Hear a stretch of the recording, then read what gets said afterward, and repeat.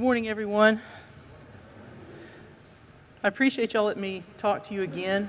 For those of y'all that have heard possibly this before, I beg you for tolerance. But it's been a while, and a lot has happened in that time period. I was raised in an extremely strict, very rigid religion. It was Christian, but it was religion, and it was something that I just did. I was not born into this church. I chose this church. It was an extremely odd experience for anyone, but in the long run, I was blessed with a really loving family. And because of that, I respected them very much. I mean, God has drawn me to this church since I was a toddler. And for those of y'all that remember Curvin's over there, I would come out holding my mama's hand and I'd say, can we go over there? Can we go to church over there? Or it was called the hall. I said, can we go to the hall over there? And she said, no, Cammy, no. And it was something about this particular church because, I mean, it's a beautiful church, but as a toddler, I don't think I appreciated the architectural leanings of it. But there were 3 or 4 other churches, but it was this one that kept pulling me right here, just kept pulling.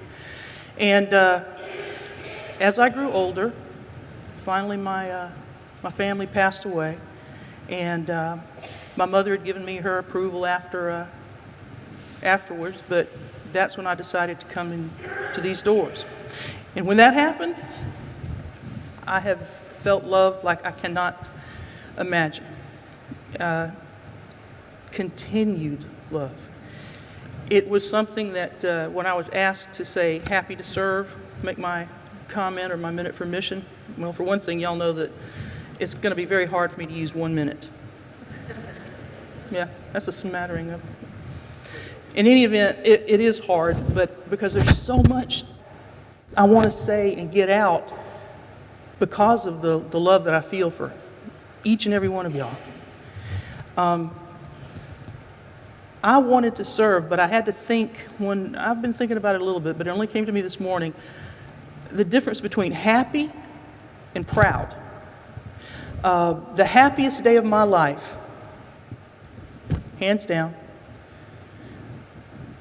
was when I was christened right here. Without a doubt. I was so happy. I felt this love over, and when everyone came up later, it was something that you just can't experience. You just don't. I think I'm not going to say it's special for someone that chooses this, but it's all that a lot of you have ever known. But not only was it new for me, but it was reaffirming. Because in my particular religion that I was raised in, there was no mission other than to bring people to God. That was it. Mainly because you did not associate with worldly people, as they were called.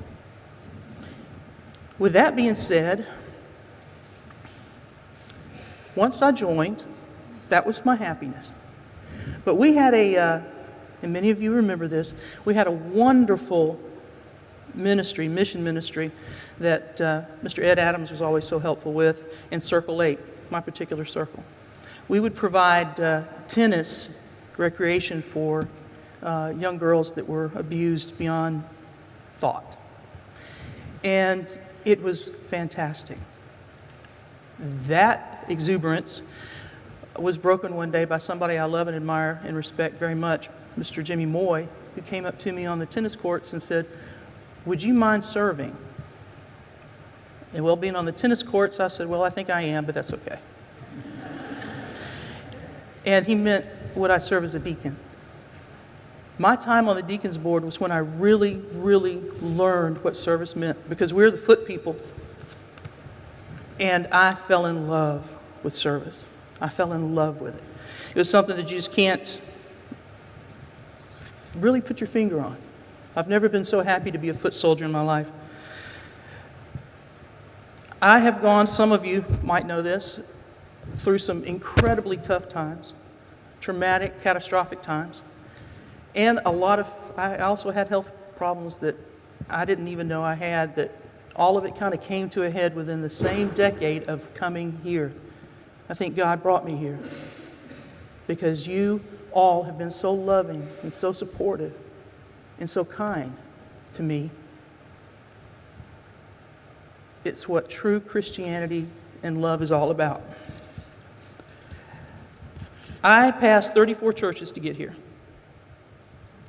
34. I've counted them. There's so many things that have grown here in the past few years, from the sack lunch ministry to the jail ministry to Safe House to, Meals on Wheels, whatever it may be. Each and every one of us has got something in our heart that's pulling us, whether it be the clothes drive. I mentioned in a conversation one time about a lady that I knew that was lacking clothes. You answered in an unbelievable way. Clothes, toys, books. And you know, if you call me, I'll pick them up. Might not be that day, but I'll get them and I'll distribute them. You answered the call. Nobody asked you to. My heart is here. It will always be here. And you have my heart. I love each and every one of you as a child of Christ and a brother and sister. And you have shown me what true love is.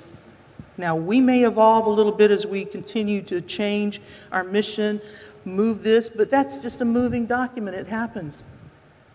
Needs change, times change. The question is, we're going to keep evolving, but the actual service continues.